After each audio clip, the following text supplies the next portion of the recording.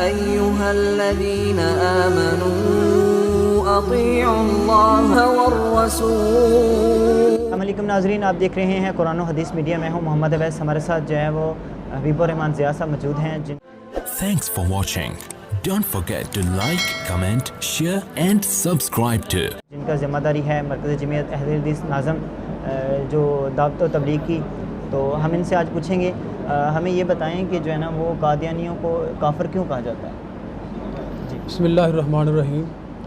سب سے پہلے تو آپ کا شکریہ ادا کرتا ہوں کہ آپ ماشاءاللہ قرآن و سنت کی نشر و اشاعت کے لیے میڈیا کے ذریعے ایک اچھا پیغام پہنچا رہے ہیں۔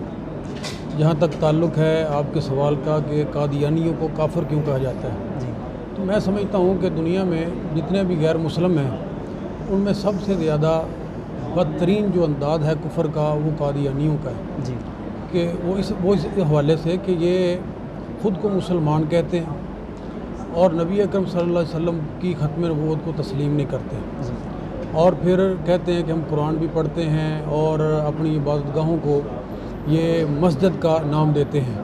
تو اس حوالے سے یہ جو ان کی سرگرمیاں ہیں یہ مزید خطرناک ہو جاتی ہیں اسلام کے لیے اور اہلیان اسلام کے لیے۔ جو بندہ ختم نبوت کا قائل نہیں ہے، آپ کو خاتم النبیین تسلیم نہیں کرتا، وہ بالاتفاق مسلمان نہیں ہو سکتا۔ پوری امت کا یہ اجماع ہے کہ ایسے بندے کا اسلام کے ساتھ کوئی تعلق نہیں ہو سکتا۔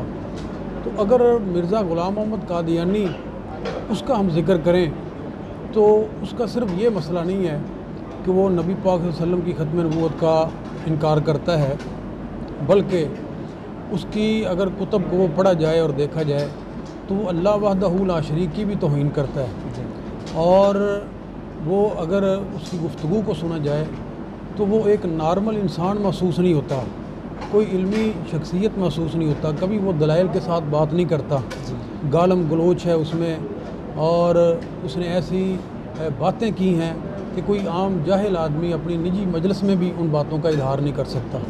تو اس لیے یہ ایک فتنہ ہے، اور ایسا فتنہ ہے جو بڑے منظم انداز میں ہمارے معاشرے میں سرایت کر رہا ہے، اور ہمارے جو پہلے ہی فتنوں کا ایک دور ہے، ہمارے نوجوان دین سے دور ہیں، اتنا زیادہ قریب نہیں ہیں، دینی تعلیمات کو حاصل نہیں کرتے، تو بڑی خطرناک صورتحال اس حوالے سے یہ اختیار کرتے جا رہے ہیں۔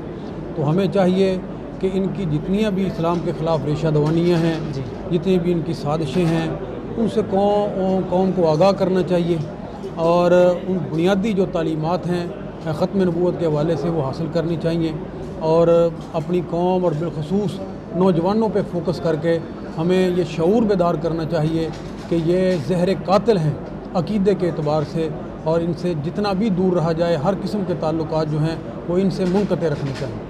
بہت بہت شکریہ جی۔ ناظرین، اگلے پروگرام میں پھر حاضر ہوں گے، تب تک کے لیے ہمیں اجازت دیجیے، اللہ حافظ۔ يا أيها الذين آمنوا أطيعوا الله